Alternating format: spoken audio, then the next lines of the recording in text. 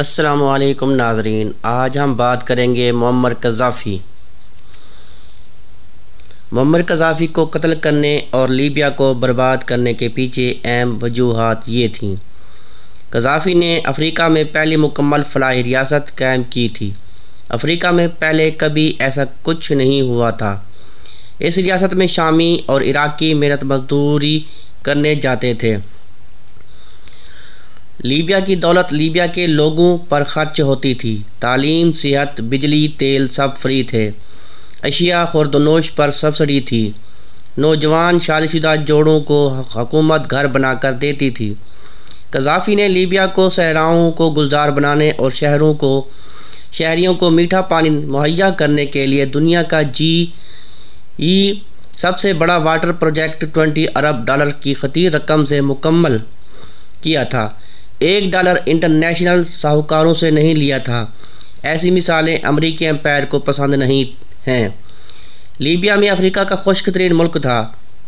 Gaddafi نے اسے پانی کی فراوانی عطا کی۔ آئس ایج کے وقت کا 600 میٹر زیر زمین پانی بھی نکال کر پانی کے ذخائر بھر دیے۔ قذافی نے ہمارے حکمرانوں کی طرح لیبیا پر بیرونی قرضوں کا بوجھ نہیں لادا تھا، بلکہ قذافی کا لیبیا غریب افریقی ممالک کو قرضے دیتا تھا۔ قذافی نے لیبیا میں زرعی اور صنعتی انقلاب برپا کیے۔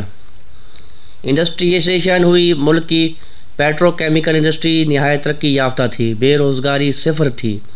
قذافی نے 55 ممالک پر مبنی افریقن یونین کو مضبوط کیا اور افریقہ سے فرانس اور برطانیہ کی لوٹ مار، تھیفٹ، پلنڈر آف ریسورس ختم کرنے کے لیے اقدامات کیے۔ جب اس کا تختہ الٹا گیا تو وہ افریقن یونین کے لیے $97 ارب کی رقم مختص کر چکا تھا۔ امریکہ اور یورپ کو افریقہ میں ایسا ملک قبول نہیں تھا جس کے پاس اتنا پیسہ اور طاقت ہو کہ وہ پورے افریقہ کو ایک مقصد کے لیے اکٹھا کرے اور ان کی مالی معاونت کرے۔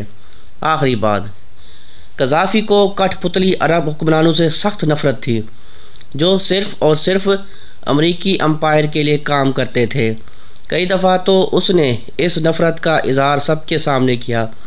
انہیں عرب حکمرانوں نے مغرب کے ساتھ مل کر لیبیا کو برباد کرنے میں اہم کردار ادا کیا۔